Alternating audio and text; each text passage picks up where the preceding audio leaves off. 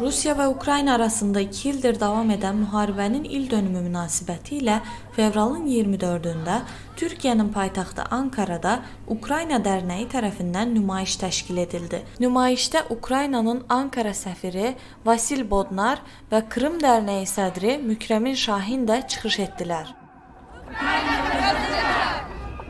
Rusya'nın 2014 yılında Kırım'ın yasa dışı işgali ve ilhakı ile birlikte Donbas'ta askeri operasyon başlatmasından bu yana bu savaş aslında 10 yıldır devam etmektedir.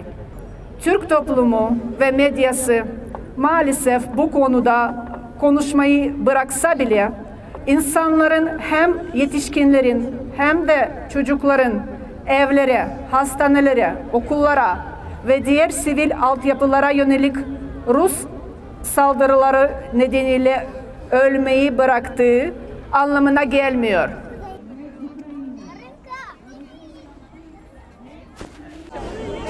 Bugün biz Rusiyanın Ukraynaya qarşı başlatdığı müharibənin il dönümünü yad edirik. Bu təcavüz müharibəsidir və biz öz torpağımızı müdafiə etmək üçün bacardığımız qədər döyüşürük. Türkiyə bu dəhşətli zamanda bizə dəstək olduğu üçün çox minnətdarıq və humanitar yardımla həmrəylik ifadə edən və Türk torpaqlarında sığınacaq tapan çoxlu Ukraynalıya ev sahibliyi edən Türk xalqına çox minnətdarıq.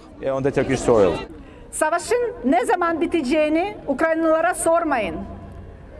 Rusya'nın neden hala savaşa devam edebiliyor diye sorun. Komşularının topraklarını işgal etmeye çalışıyor. Hala efendim işte gördünüz Gürcistan'da, Kırım'da, Donbas'ta bu siyaset doğru bir siyaset değil. Hele 21. yüzyılda asla geçerli bir siyaset değil. Bu kafa 17. yüzyılda, 16. yüzyılda olabilir. Toprak işgal ederek büyük devlet olma. Yok böyle bir şey. Bugün kaybedecek Rusya. Putin kaybedecek ve kazanan Ukrayna olacak. Kazanan Kırım Tatar halkı olacak. Bunu hep beraber göreceğiz. Biz Kırım Tatarları olarak bu savaşın içindeyiz.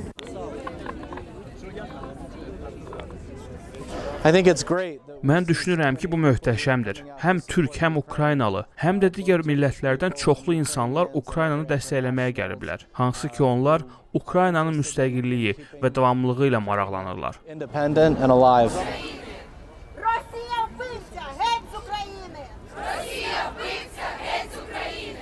Unutmamalıyız. Ukrayna'nın güvenliği aslında tüm dünyanın güvenliğidir. Bu yüzden eğer bu konuyu bırakırsak, Ukrayna'ya destek vermeye bırakırsak o zaman demokrasi ve doğruluk kaybedecek.